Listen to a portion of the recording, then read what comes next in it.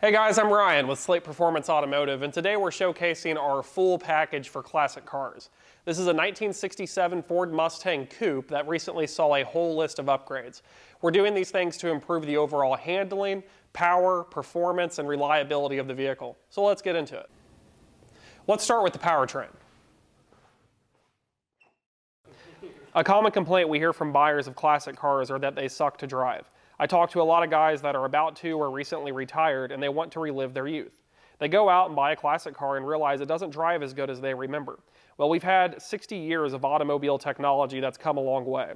This means the cars from the 1970s and older start, stop, steer, and handle very poorly by modern standards. Not to mention the gas-guzzling V8s of back in the day are equipped with poor-performing, unreliable carburetors, low compression, poor cam timing, and cylinder heads that don't flow. This results in sluggish performance in all categories. Let's get into how we bring these classic cars into the modern era by using modern technology. This Mustang was originally equipped with a 289 cubic inch V8 using a 2-barrel carburetor. This car surprisingly ran pretty well. When the car first arrived, we put it on the dyno and set a baseline. This car made 141 rear-wheel horsepower and 235 pound-feet of torque. We reached out to Prestige Motorsports and ordered a 448 horsepower small block Ford 347 stroker. The 347 is equipped with Holley Terminator X multi-point EFI, Holley dual sync ignition system, March Performance accessories, and dressed in Ford Performance valve covers and air filter. We equipped this setup with a full fuel system including an Aeromotive fuel tank and Dash 6AN fuel lines and fuel pressure regulator. For the exhaust, we have Flowmaster long tube Scavenger Series ceramic coated headers and Flowmaster stainless steel American Thunder exhaust. This also has a new aluminum radiator and electric fan. The cooling fan is wired into the EFI system, so like a modern car, the fan turns on and off when needed. We backed this engine combination with a Tremec TKX 5-speed manual transmission that utilizes a hydraulic clutch system. The hydraulic clutch is very highly recommended to anyone upgrading their manual transmission. Clutch engagement and pedal feel is much improved. Out back, we've got a Moser 9-inch rear axle assembly with a 4:11 gear ratio. On the chassis dyno, this combination made 355 rear-wheel horsepower and 355 pound-feet of torque. Take a look at the dyno comparison here. This car just gained 214 rear-wheel horsepower and 120 pound-feet of torque. Those are gains that are instantly recognized. Paired with the EFI conversion, this car's throttle response is now perfect every time. Starting the car is now consistent and reliable like a modern vehicle. Now that we've talked about the powertrain, let's get into the suspension, steering, and brake upgrades we've equipped this car with. So this car came to us already with a disc brake conversion on the front. Since we were swapping out the rear axle assembly, we went ahead and equipped the new rear axle with a set of Wilwood disc brakes. We didn't stop there. To improve the handling characteristics of the vehicle, we've also gotten rid of the leaf spring suspension and replaced it with a full coilover conversion from RideTech. The rear conversion includes a 4-link suspension system with adjustable control arms. This allows us to dial in the ride height and pinion angle. Up front, we have the RideTech front coilover package with tubular upper and lower control arms, sway bar, and coilovers.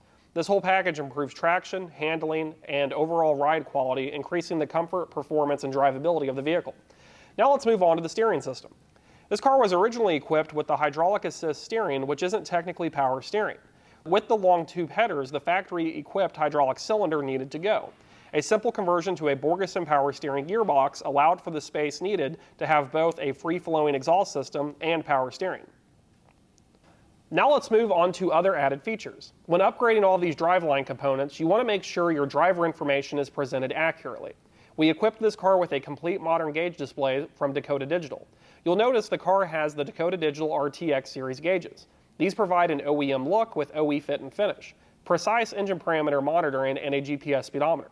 The GPS speedometer keeps things simple if anyone ever changes wheel and tire sizes to always ensure an accurate speedometer reading. These gauges are also backlit with LED lighting that can be changed to any color the customer wants. We also equipped the interior with a USB charging port so cellular devices can remain charged while operating a classic vehicle. Now let's talk about future plans. As you can see, this car is equipped with a lot of good parts to provide an excellent driving experience of a classic car. A few things this car does not have currently are air conditioning and a full stereo upgrade. Anytime we do an engine swap for a customer, we're always upgrading the engine accessories. Over the years, I've had several vehicles come in from other shops that just recently upgraded the accessories to a serpentine system. This is highly recommended.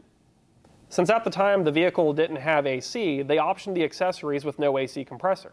In many cases, customers end up backtracking on parts and labor when they decide to add AC because they're left to replace the accessories again to gain an AC compressor.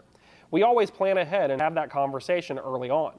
Even though we didn't add AC to this car this time, we're ready to add AC in the future without backtracking and costing our customers more money. Now let's talk about purchasing a classic car. In our last video, I brought up the difference between buying a car or building one from scratch. The car here is a prime example of how a ton of money can be saved by buying a car that's already been restored. This car here isn't perfect, but the owner got a pretty good deal buying this car at auction. This car has already had a driver quality restoration. Not a show car, but a completely presentable driver quality car. Since he didn't have to spend $50,000 to $100,000 completing the restoration, he was able to take that money and tailor this car to what he wants. We do full restorations in-house. A good top quality restoration with phenomenal paintwork does not come cheap.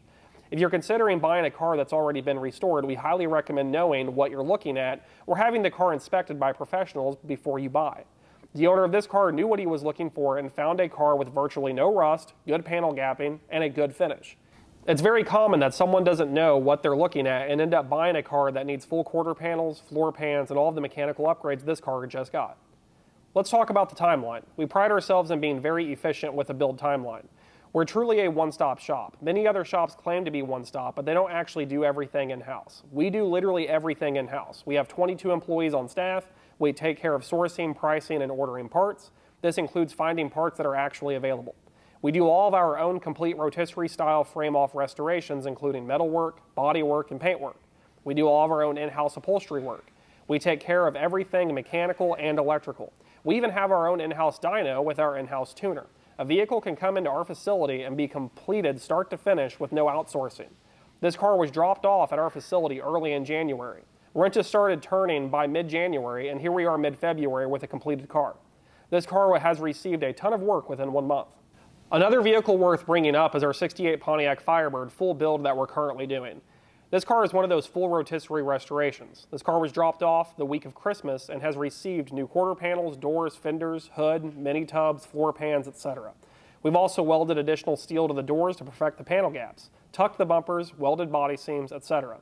This car is already in primer, getting body worked, and will be painted by the end of February. Life is short. Don't spend your time waiting for your dreams to be built. Give us a call and get your car built in months, not years.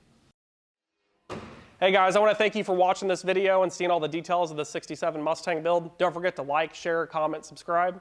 Check us out on Facebook and Instagram at SlatePerformance. If you're interested in bringing your classic car into the modern era or have any other modern or classic performance enthusiast car that's in need of upgrades, give us a call. Send us an email or submit an inquiry at SlatePerformanceAutomotive.com.